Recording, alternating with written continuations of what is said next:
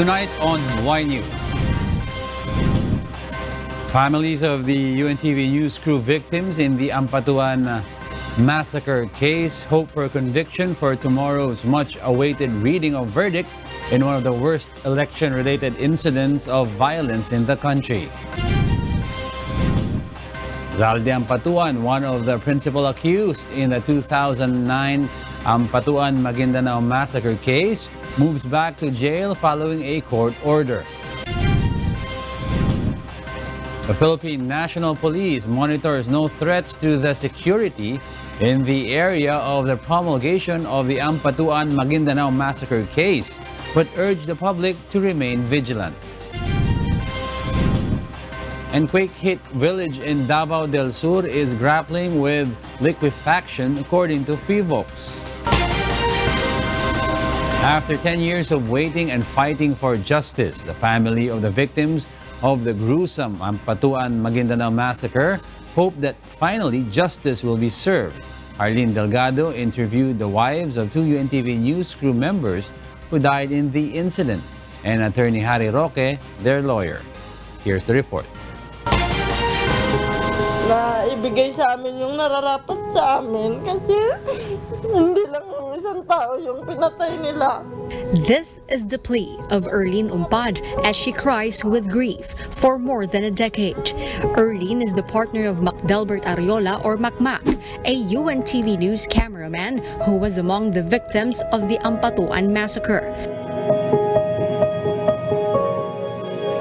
Erlene recalls she just gave birth to their firstborn Japed 13 days before the killing happened. Erlene says on the fateful day of the 23rd of November 2009, Macmac left the house excited for the coverage. He even left her a promise to return and take care of them. But that promise was not realized. And for 10 years of raising their son, what is difficult, according to Erlene, is how to explain to Japed what really happened to his father. Kasi nung mga panahon dati, nung nasa 6 na taon siya, nagsisimula na siyang magtanong noon, bakit lagi akong pupunta, nakikita daw sa TV. Hindi, sasabi ko, hostisya yan para sa papa mo yung namatay. Bakit namatay? Bakit hindi nyo dinala sa ospital? Di ba pag may nabaril, may sugat, dadalhin sa ospital, bakit daw hindi dinala? Yung hindi ko kayang ipaliwanag. That is why Erlene is hoping the judge would rule in their favor. Sana matapos na bukas, matulan na talaga para ayaw ko na nung dadating pa ng taon na kumbaga, mama, bakit wala pang justice? Parang baka siya pang makipaglaban. Yung sasama pa siya para hingi ng justisya. Ayaw ko na mangyari yun. For Erlene, the fight is not only for Macmac, but also for his son, who now likes to play with a camera just like his dad. Sana ibigay nila yung katarungan. Kasi yung anak ko, ayaw ko na talagang malaman pa niya na yung tao pala kaya pwede lang palang parang hayop na ilibing lang pag namatay na babarilin na lang nang wala mang kasalanan dahil lang sa politika na pinag-aanuhan dito sa gobyerno. Editha Tiamson, the wife of Daniel Tiamson, a member of the UNTV news crew killed in the incident, also hopes the court would release a favorable decision. Siyempre, ninenervyos ka, iniisip mo anong mangyayari bukas, pero inaasahan namin na merong conviction. According to the family's counsel, Attorney Harry Roque, they are hoping for a guilty verdict, which would mean the judicial system in the country, albeit slow, is working. Sistemang bulok na umaabot sa 10 taon bago magkaroon ng desisyon, pero ganun pa man, nakaantay naman ng 10 taon, ay inaasahan naman namin na magkakaroon na ng katarungan. However, should the court decide otherwise, Roque says there was no reason for him to continue his practice as a lawyer. Magre-resign na ako bilang abogado kung walang mako-convict dyan. Useless. Useless maging abogado kung di isa walang mako-convict dyan. Still, Roque believes there will be some convictions. This as he cited a number of accused who had been freed over the years. Datu Sajid Islam Ampatuan, who was among the 197 accused, got out of prison in 2015 after posting bail worth 11.6 million pesos. 16 cops were also freed. Despite this, Roque remains positive they will attain victory in the battle long overdue. Harleen Delgado, UNTV News and Rescue, Makati City. Former Regional Governor Zaldy Ampatuan, one of the principal accused in the 2009 Maguindanao massacre case, was moved back to his detention facility in Camp Bagong Diwa in Bicutan, Taguig, following a court order. Ampatuan left the Makati Medical Center where he has been confined since October 21 due to a stroke. In a wheelchair, his return to his cell was ordered a day earlier by a Quezon City court, which is set to issue tomorrow its much-awaited verdict on the worst election-related violence in the country.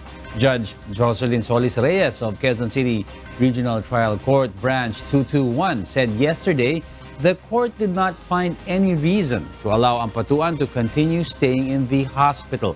She added his rehabilitation can be done as an outpatient. In October, Ampatuan was rushed to the hospital for cardiovascular disease infraction secondary to cardiac dysrhythmia. In November, he filed a comment saying tests revealed he had another stroke and discharging him would put his health at risk.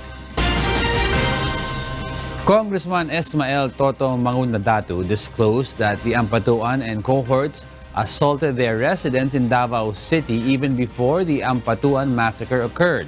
Dante Amento tells us why. Congressman Esmael Totong Mangundadatu reveals in an interview that he had received threats from the Ampatuans even before filing his certificate of candidacy for governor in Maguindanao province in 2009. According to Congressman Mangundadatu, in May and June 2009, he heard the Ampatuans planned moves against him. And in October that year, Dato Andal Unsay Ampatuan Jr. and his cohorts attacked his residence in Davao City. Meron pa nangyari pala, hindi ko pa naikwento eh. Pinasok pa yung bahay ko noong Oktobre. Malapit na mangyari yung Pinasok yung bahay ko sa Davao, pinasok nila Unsay. Kasama yung mga tauhan niya. He recounts he was not in the house that time but Ampatuan threatened their helper, forcing to tell Mangundadatu's whereabouts.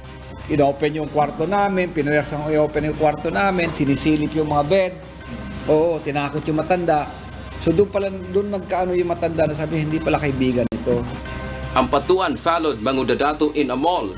Mangundadatu was able to ask help from former Task Force Davao Commander Colonel Oscar Lactao. On November 23, 2009, Mangundadatu did not file his COC personally but instead let his wife Jenaline Tiamson Mangundadatu file it for him. He admits he was not surprised when the massacre took place. Alam mo yung bang kasakiman nila sa power, na dapat sana hindi ginawa yun. Kumbaga, nasa demokrasya naman tayo na bansa. Since then, Mangundadatu has been receiving threats from the Ampatuans.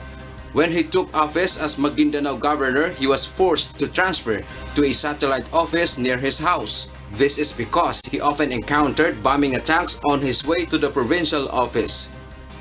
Dante Amento, UNTV News and Rescue, City of Manila. The Philippine National Police continues to ensure the security of the venue of the promulgation of the verdict in the Ampatuan Maguindanao massacre and the personalities involved. Lea Ilagan reports why. Camp Bagong Diwa in Taguig City is now on lockdown. Such move is part of the preparation for the promulgation of the verdict in the Ampatuan massacre tomorrow.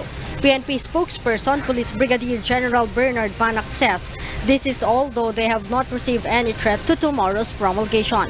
Ang PNP ay naka-alerto, maximum ang ating presence in public para po mapigilan ang anumang pagtatangka na mga criminal elements na gumawa ng karahasan.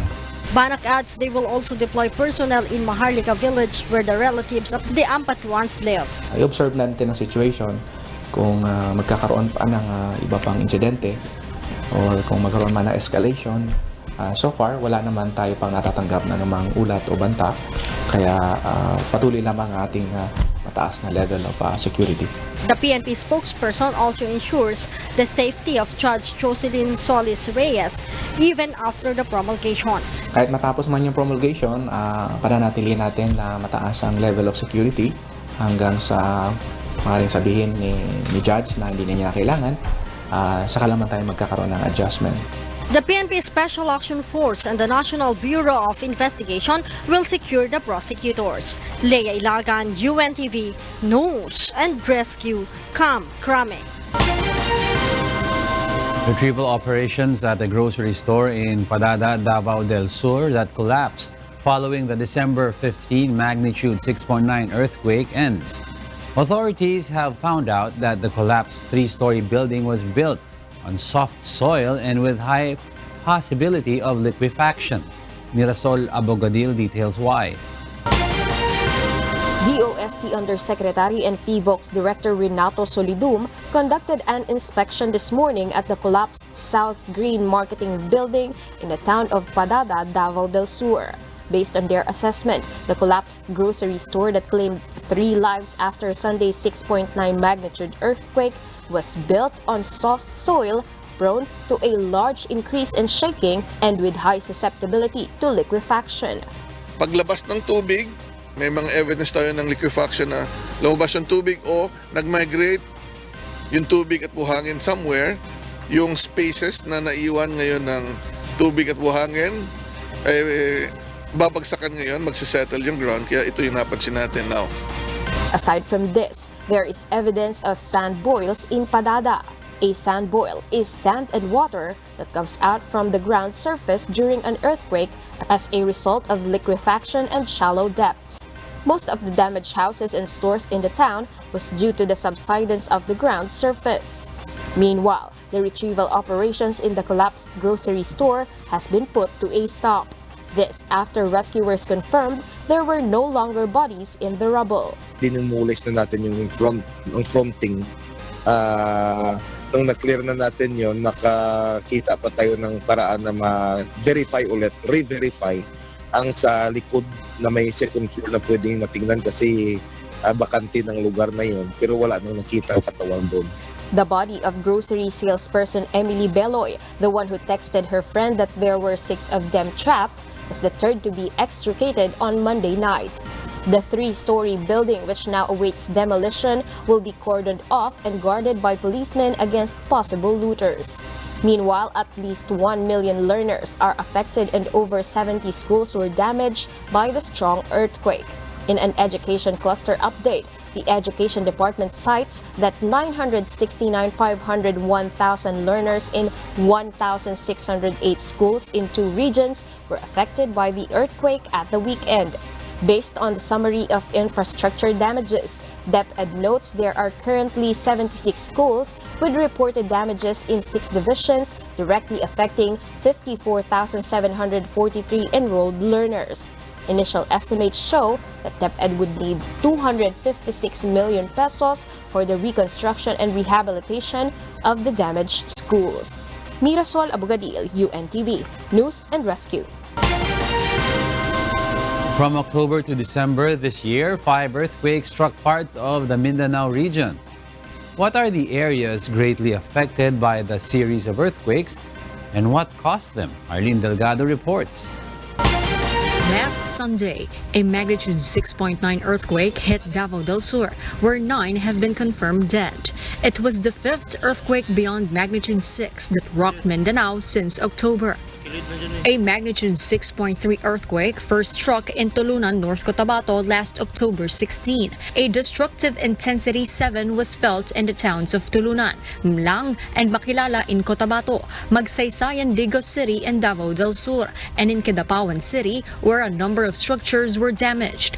It was followed by magnitude 6.6 and 6.1 earthquakes that also rocked Tulunan, North Cotabato on October 29. Intensity 7 was once again felt in Tulunan and Makilala in Cotabato, also in Kidapawan City and Digos City, and Magsaysay in Davao del Sur. Lower intensities were felt in Coronadal City and Davao City, Cotabato City, General Santos City, several towns in Sultan Kudarat and Tagum City, Cagayan de Oro City, towns in Bukidnon, Sarangani, Iligan City, and Lanao del Norte. After 2 days, a magnitude 6.5 earthquake rocked Tulunan, Cotabato, where intensity 7 was again felt in Tulunan and Makilala in Cotabato, Kidapawan City, towns of Santa Cruz, Matanao, Magsaysay, Bansalan, and Digos City in Davao del Sur. And just this Sunday, a magnitude 6.9 hit Matanao, Davao del Sur, where intensity 7 was felt by neighboring towns in Davao del Sur, including Digos City. Based on this information, the areas that were greatly battered by the series of earthquakes include Cotabato, Kidapawan City, and Davao del Sur, where a number of structures were damaged. According to Philippine Institute of Volcanology and Seismology, or PHIVOLCS, the earthquakes in October were 7 to 9 kilometers deep, caused by the Cotabato fault system. This system of strike-slip faults transect the provinces of Cotabato, Davao del Sur, Maguindanao, Sarangani, South Cotabato, and Sultan Kudarat. It consists of Balabag Fault, Makilala Fault, Mlang Fault, North Columbia and South Columbia Faults, and Makilala Malulong Fault. However, the latest quake in Davao del Sur was caused by a different fault line, the Tambulan Fault. PHIVOLCS is still studying whether the movement of Tambulan Fault was caused by the series of earthquakes generated by the Cotabato fault system. Harleen Delgado, UNTV News and Rescue. Welcome back to Y News. We pick up to where Angelo Castro III left off. I'm Alex Baltazar, and here are the headlines. Grab Philippines slapped with a fresh 16.15 million peso penalty for implementing fare surges beyond those allowed by regulators. The Bicameral Conference Committee approves the bill seeking to increase taxes on alcoholic drinks, heated tobacco, and vape products. President Rodrigo Duterte and other government officials included on the alleged kill list of the Communist Party of the Philippines' New People's Army. And Manila Mayor Isko Moreno and police officials launch an operation against manufacturers of fake document in Recto Avenue area. Good evening. Grab Philippines is slapped with another penalty. This time it's more than 16 million pesos. Frequent passengers who booked from May 11 to August 10 this year may expect refunds from Grab PH. Joanano tells us why. The Philippine Competition Commission, or PCC, has found Grab PH to have violated its commitments on pricing and driver cancellations. The PCC in a statement says Grab exceeded its committed driver cancellations of 5%, which reached 7.76%. The Commission has ordered Grab PH to refund all the riders who booked their rides from May 11 to August 10 this year. The agency also warns the ride-hailing service not to pass on the penalty to their drivers and riders. Grab PH, for its part, respects the decision of PCC. The company, however, explains that the frequent ride cancellation is due to insufficient drivers and the worsening traffic. The ride-hailing service vows to refund the passengers the 14 million pesos, which will be credited in their Grab Pay wallets until February 10, 2020. The amount to be refunded depends on how frequent the passengers book their rides. More than 14 million pesos will go to the passengers, while the remaining 2 million pesos will serve as payment to PCC. Last month, the PCC fined Grab with more than 23 million pesos for overcharging. Meanwhile, the Land Transportation Franchising and Regulatory Board, or LTFRB, will summon all transport network companies tomorrow. This after the agency received several complaints on overpricing, especially this holiday season. Those TNCs include Grab PH, Hype, Hirna, Auto, MyCab, GoLag, iPick Me Up, Snappy Cab, and Ride. The LTFRB warns to revoke TNC's accreditation once it is proved they are taking advantage of their passengers. Joanano, UNTV News and Rescue, Quezon City. The Congressional Bicameral Conference Committee approved today the proposed higher taxes to be imposed on alcoholic products, e-cigarettes, and vapor products. Individuals below 21 years old won't be sold vape products under the bill. Nel Maribuhok details why. The two chambers of Congress have settled disagreeing provisions in the sin tax bill. Among the provisions approved by the Bicameral Conference Committee are the imposition of tax on fermented products from 35 pesos in 2020 until it reaches 43 pesos by 2024. Distilled products will be levied starting 35 pesos until it becomes 66 pesos. Wines will be taxed 50 pesos starting next year. Heated tobacco products are levied with 25 pesos. The provision on restricting selling vape products to individuals below 21 years old is also within the BICAM's approved bill. Kung ikaw ay hindi pa 21, definitely hindi pwede. Pero tatanungin ka pa, nagyoyosi ka ba? Pag hindi ka nagyoyosi, hindi ka pwede benta.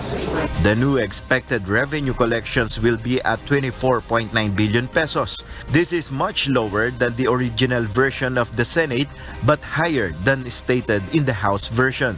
The huge percentage of the funds will be allocated for the implementation of the Universal Healthcare Act. I would think all the health advocates would say, sana mas mataas pa, di ba? As a revenue measure, I had also hoped na mas mataas. The lawmakers also emphasized in this bill the clearer provision on VAT exemptions to medicines for diabetes, hypertension, and high cholesterol. In 2023, medicines for mental health, cancer, and tuberculosis will be included in the list of VAT-exempted medicines. Congress expects President Rodrigo Duterte to sign the bill next week after the two houses ratified the bill today. Nel Maribuhok, UNTV News and Rescue, Senate of the Philippines. A consumer rights group believes the implementation of the suggested retail price or SRP must be stricter. It also recommends that pork and chicken must have suggested retail prices or SRP. Ray Pelayo will tell us why. The Price Act or Republic Act 7581 enacted in 1992 aims to protect consumers' rights. The act includes the setting of suggested retail price or SRP on prime commodities. According to former DTI Undersecretary and now Laban Consumer President Attorney Vic Dimagiba, prices of products may be lower than the SRP but not higher. Ngayon po ay nagsasaad na yung presyo ng isang produkto makatwiran at nararapat lamang at hindi po malulugi ng negosyante at hindi naman po mabigat sa consumers. Dimagiba adds the SRP should be implemented seriously, primarily by the Department of Trade and Industry, to be able to maintain reasonable price. Violators may be fined ranging from 5,000 to 1 million pesos. Selling goods at prices more than the SRP may be considered profiteering, similar to selling goods that do not meet standard weight and not placing price tags. Dimagiba explains price tags are important so that consumers can compare the price of goods with the SRP set by the DTI. Pag nakita mo above SRP, bigyan mo ng show cause order yung retailer. Pagpaliwanagin mo siya, bakit naman pa siya doon. Kasi sukat na yung kita mo doon na hindi ka na malulugi. Laban Consumer has observed some products that frequently change the SRP this year. Number 1 produkto na tumaas SRP, kulang siguro 4 na piso isang lata, sardinas. Pangalawa, yan pong gatas. Pangatlo, yan pong mga kape. Itong taon na to, 3 or 4 times sila. The group also suggests SRP must be set for pork and chicken. The consumers group believes the SRP for rice should be revised from 39 to 42 pesos per kilogram down to 32 pesos. Ray Pelayo, UNTV News and Rescue, Quezon City. Malacanang stands firm that two huge water concessionaires, Maynilad and Manila Water, gained a lot instead of losing investments through the water concession deals. Rosalie Cos explains why. Malacanang does not believe the two water concessionaires, Maynilad Water Services and Manila Water Company, will suffer losses. Presidential spokesperson and Chief Presidential Legal Counsel Secretary Salvador Panelo says these companies have earned a lot from not paying their income taxes and from controlling the water rates. I do not think the concessionaires lost in this business venture. They have profited so much out of these concessionary agreements. That is precisely why this government is complaining, because of the onerous provisions. They did file income tax. They were in control on the rates. So how can you even say that they lost? The water concession deals of the Metropolitan Water Works and Sewerage System, or MWSS, with the two biggest water distribution companies will end in 2022. The government has canceled the extension of the contract until 2037 after President Rodrigo Duterte questioned the said agreement and its alleged onerous provisions. President Duterte has directed some of his cabinet members to revise the agreement of the government with Maynilad and Manila Water and remove the alleged burdensome provisions.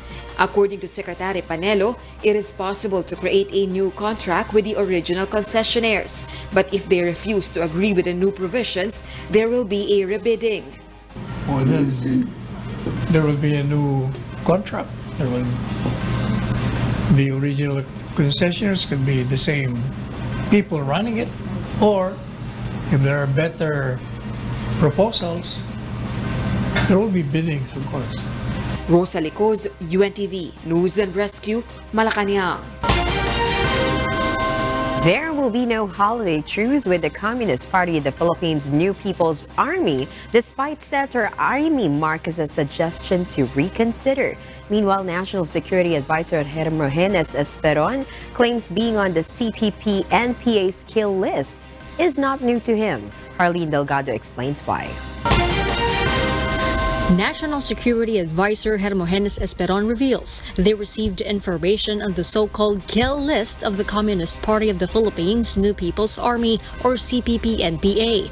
According to Esperon, this is nothing new to him. He says it is not surprising at all, even his name is on the alleged list, given his active service in the military for many years. Of course, I'm aware of that. I don't make fun of that, but we can take the necessary precautions, but that does not in any way deter or discourage me from pursuing my functions as National Security Advisor. Esperon claims he is not the only high-ranking official who is included in the list. He says he also saw the names of Armed Forces of the Philippines Chief of Staff Noel Clement, Interior and Local Government Secretary Eduardo Año, and National Commission on Indigenous Peoples Chairman Allen Capuyan. President Rodrigo Duterte is also on the list, which according to Esperon is no surprise. For Esperon, this is part of the hazards that come with their job as public officials. Of course, automatic na yun, the President will... Vice President, sir. I did not see the name of the Vice President. Meanwhile, on the issue of the peace talks, Esperon is hopeful of the possible resumption of the peace talks. However, he still doubts the sincerity of the communist rebels, claiming that he has a video recording of the CPP-NPA's political wing, National Democratic Front of the Philippines, admitting they are using the peace negotiations to advance armed struggle. Defense Secretary Delfin Lorenzana remains firm there will be no holiday truce with the communist rebels. This comes after Senator Amy Marcos appealed for a 2-day holiday ceasefire to allow Filipinos to celebrate a peaceful holiday. No. We do not recommend the holiday ceasefire. Kasi lugi tayo dyan eh. Alam nila kung sino yung sundalo natin, hindi naman natin alam kung sino sila, so anong ginagawa nila. So lahat pa naman sila makakauwi. Lorenzana adds the military operations continue as long as the communist rebels continue their offensive attacks. Arlene Delgado, UNTV News and Rescue, Camp Aguinaldo. The Senate Justice Committee will probe the Presidential Commission on Good Governance, or PCGG, over their mandate to recover the ill-gotten wealth accumulated during the Marcos regime. Blue Ribbon Committee Chairman Richard Gordon will demand explanation from the PCGG on losing the ill-gotten wealth case against the Marcoses. Last Monday, the Sandigan Bayan dismissed the 200 billion forfeiture case against the Marcos family, the fourth suit the PCGG lost this year.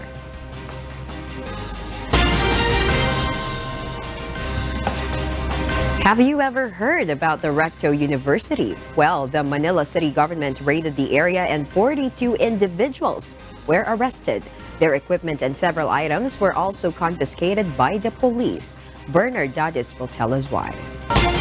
The Manila City government raided what other calls the Recto University.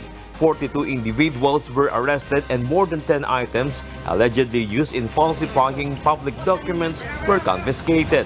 This is in line with Manila Mayor Isko Moreno Dumagoso's vow to crack down the manufacturer of fake documents in Recto Manila. It has been found out that even the city government receipts were being illegally produced. Dumagoso scolded the barangay captain in charge in the area for neglecting his duty.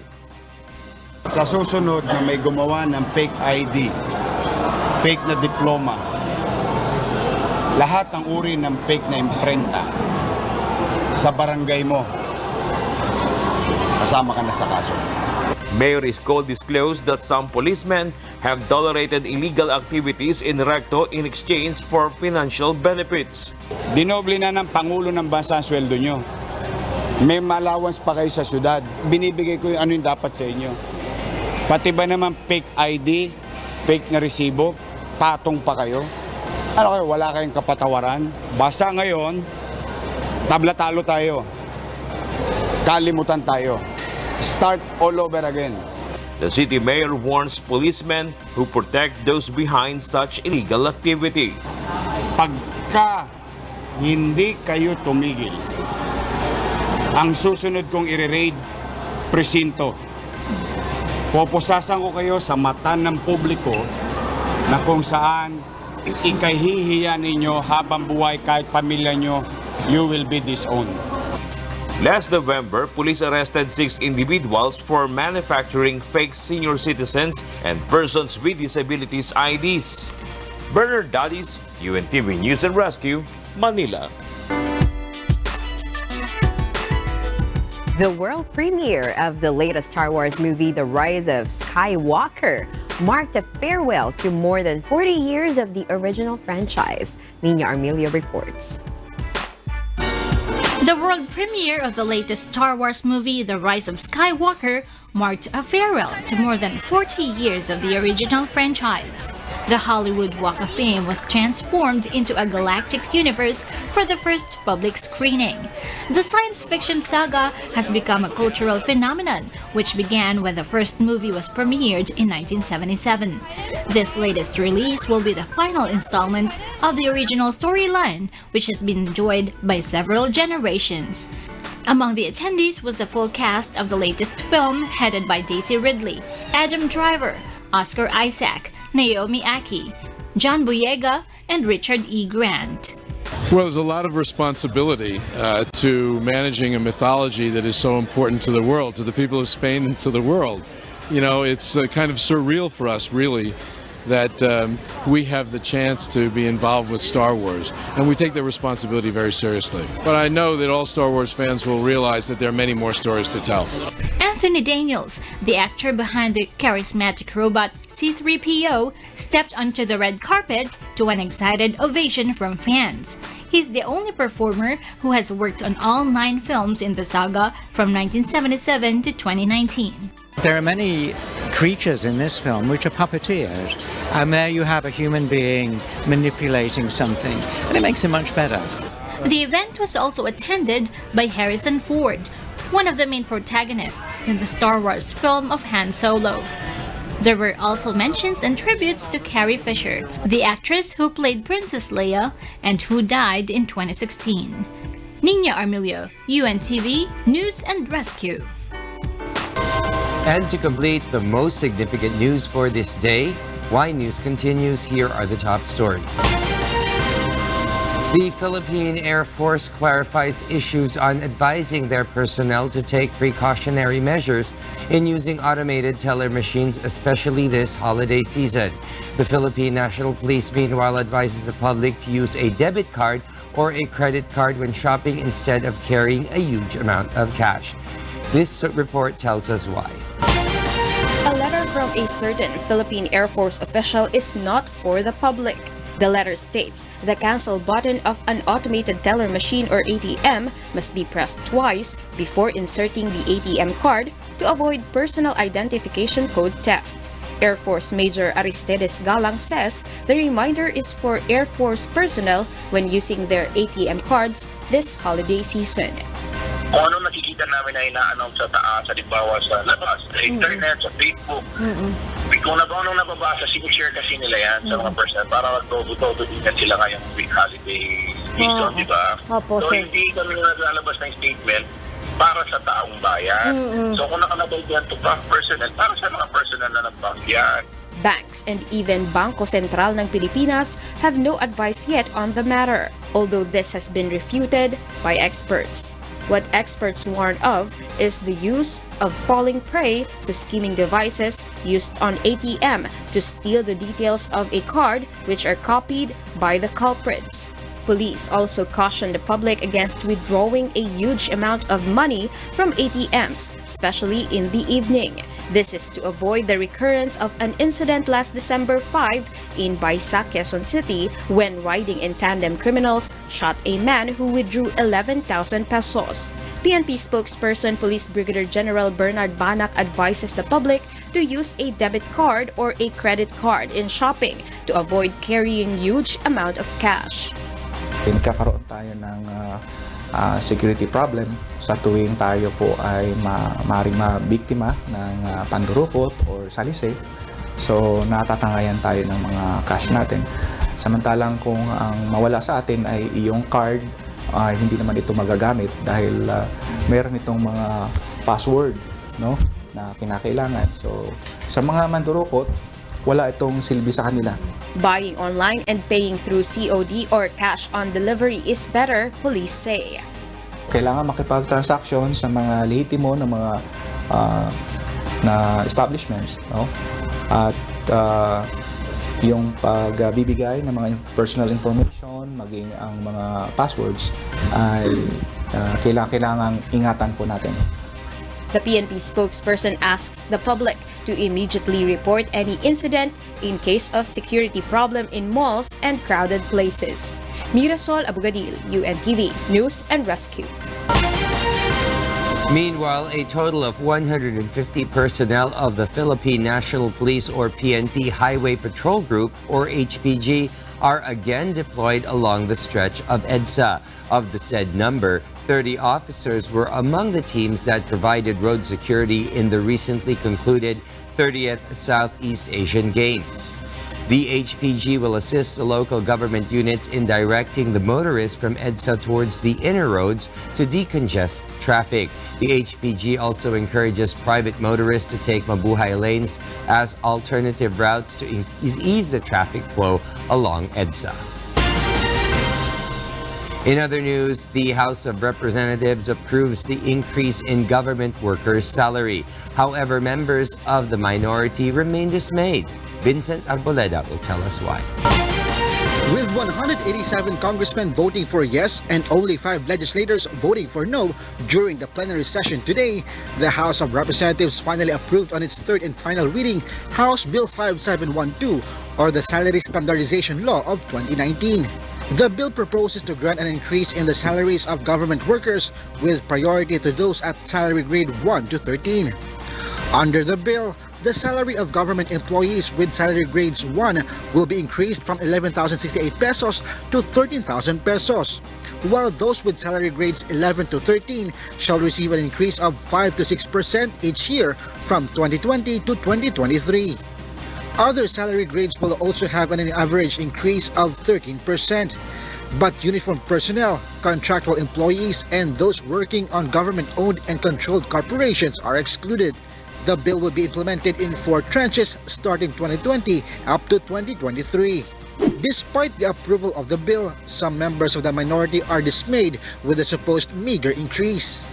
So sa ating mga salary grade 1 to 10, ang katumbas lang ng salary increase ay 16 pesos per day. Hindi pa kasya para doon daw sa kanilang pamasahe, pauwi at papunta ng opisina. Castro adds, although teachers will get an increase of 52 pesos per day, it won't suffice and can only buy a kilo of imported rice.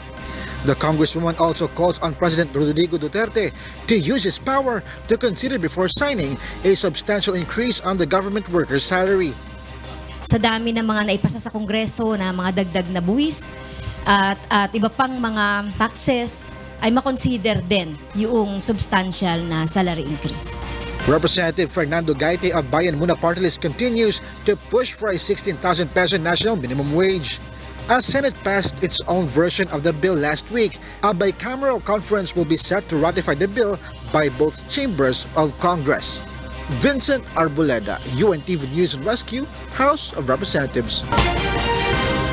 The Labor Department reports more contractual workers have been regularized this year. Another development is an increased employment rate in 2019. Aiko Miguel tells us why. President Rodrigo Duterte strictly ordered anti-contractualization in the country in 2016.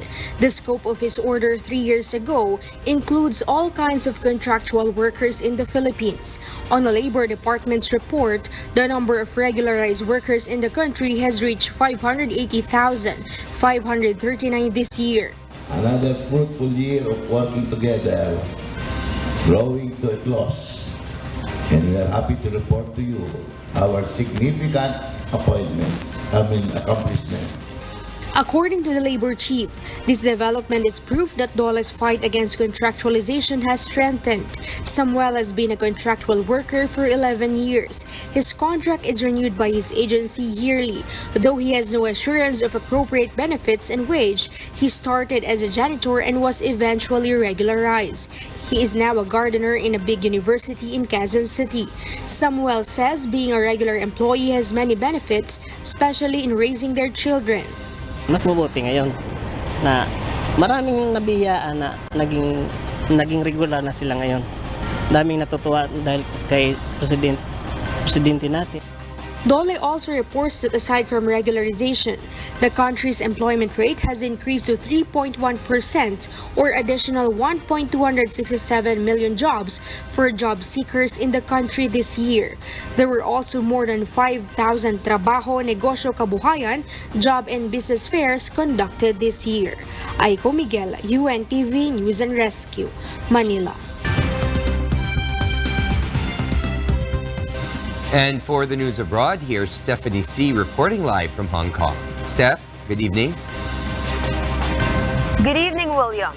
Violent clashes erupted in a congested Delhi neighborhood on Tuesday as widespread protests were held in parts of India against a controversial new law to give citizenship to non-Muslim migrants from neighboring countries of Bangladesh, Pakistan, and Afghanistan. Kathy Maraos reports. Largely peaceful demonstrations were held across India in solidarity with Delhi students, whose protests turned into violent clashes when police entered a university campus in the Indian capital on Sunday night. But a rally in a Muslim-majority neighborhood in the north of Delhi against the new Citizenship Act ended in violence and arson as police chased a group of demonstrators, firing tear gas canisters and baton charging the mob.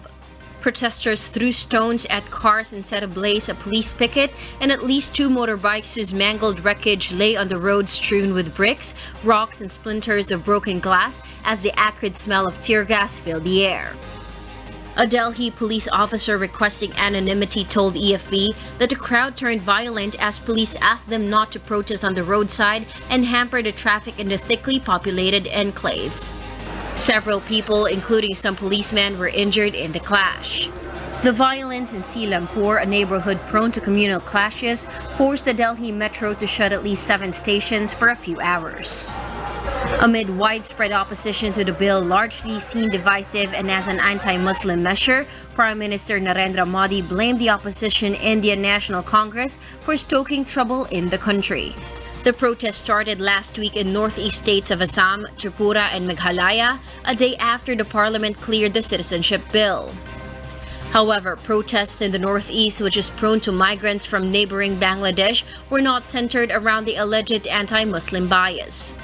The protests in the northeast were led by Hindus and joined in by Muslims and Christians from Assam and Tripura, who feared that the new measure would open the floodgates of Bangladeshi migrants irrespective of their religion and alter demographic makeup of the region amid fear that they would take their land and jobs. Kat Dumaraos, UNTV News and Rescue. Kuwait has formed a new government after the previous cabinet was dissolved amid a dispute among powerful members of the country's ruling family, the Kuwait news agency said Tuesday. The new cabinet is led by Prime Minister Sabah Al-Khalid Al-Sabah, formerly the foreign minister in the previous government. Kuwait's ruling Emir Sheikh Sabah Al-Sabah had fired his son Nasser Al-Sabah, who was defense minister, and Khalid Al-Sabah, who was interior minister and is also a member of the ruling family, after they publicly feuded over accusations of corruption. Members of Kuwait's elected parliament were gearing up to grill the former interior minister, which apparently prompted the government's dissolution in November. French trade unions took to the streets on Tuesday, striking against pension reform. Protesters have a range of demands, but the common denominator is a desire to negotiate and quickly with the government. Jovic Vermes details why. A 13th day of strikes once again disrupted public transit in Paris, with 8 metro lines shuttered and most others offering limited service. Only 2 of 16 metro lines run normally, and only about 1 in 4 high-speed trains was running. The French Interior Ministry says 76,000 people marched in today's demonstrations in Paris, with a total of 615,000 protesters all over France. Airlines have had to reduce their flight schedule by 20% due to the lack of controllers. Aside from transport, the strike also affects schools, with many closed, as well as touristic sites such as the Eiffel Tower, which is also closed due to lack of staff. Several European countries have raised the retirement age or slashed pensions to offset a rise in life expectancy and flogging economic growth. Critics of the French government's planned pension reforms fear citizens will have to work longer while ultimately earning lower pensions. Polls suggest that slightly more than 60% of French people support the strike action, but almost 70% would like to see a holiday truce. SNCF rail unions are vowing to keep the strikes going throughout the busy holiday travel season. Jovic Vermes, UNTV News and Rescue.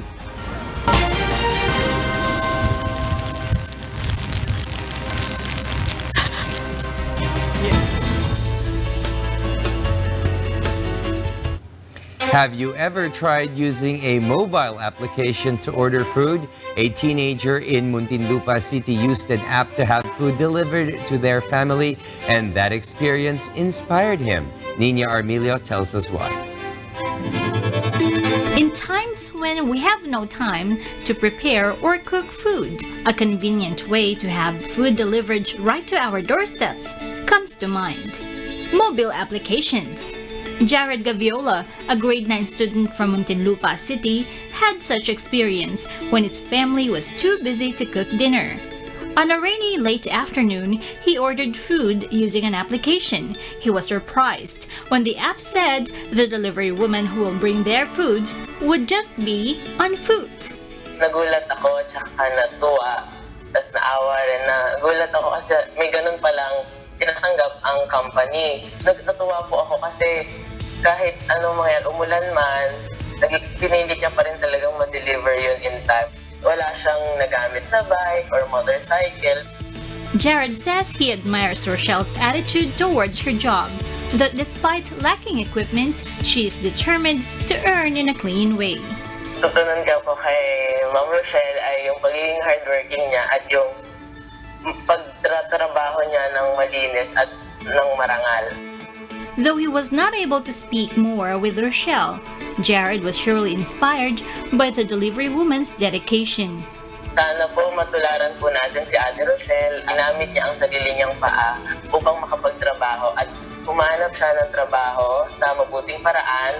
Patience and resilience to difficulties. Such are the virtues Filipinos possess that make us overcome everyday challenges despite poverty and calamities.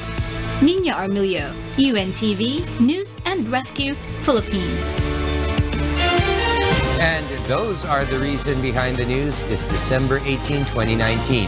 On behalf of Alex Baltazar and Angelo Castro III, I am William Theo, and before we close, we will recap with today's significant soundbite. Because we need to know, we will always ask why. Good evening. Ibigay sa aming nararapat sa amin kasi hindi lang isang tao yung pinatay nila. inaasahan namin na merong conviction. Siguro, magre-resign na ako bilang abogado kung walang makukonvict dyan. Useless. Paglabas ng tubig, may mga evidence tayo ng liquefaction na lumabas yung tubig o nag-migrate yung tubig at buhangin somewhere. Yung spaces na naiwan ngayon ng tubig at buhangin, babagsakan ngayon, magsisettle yung ground. Kaya ito yung napansin natin now. I do not think the concessionaires lost in this business venture. They have profited so much out of these concessionaire agreements. Of course, I'm aware of that. I don't make fun of that, but we can take the necessary precautions, but that does not in any way deter or discourage me from pursuing my functions as National Security Advisor. Dinoble na ng Pangulo ng Bansa ang sweldo nyo. May allowance pa kayo sa syudad. Binibigay ko yung ano yung dapat sa inyo. Pati ba naman fake ID, fake na resibo, patong pa kayo? Ano kayo, wala kayong kapatawaran? Basta ngayon, tabla-talo tayo.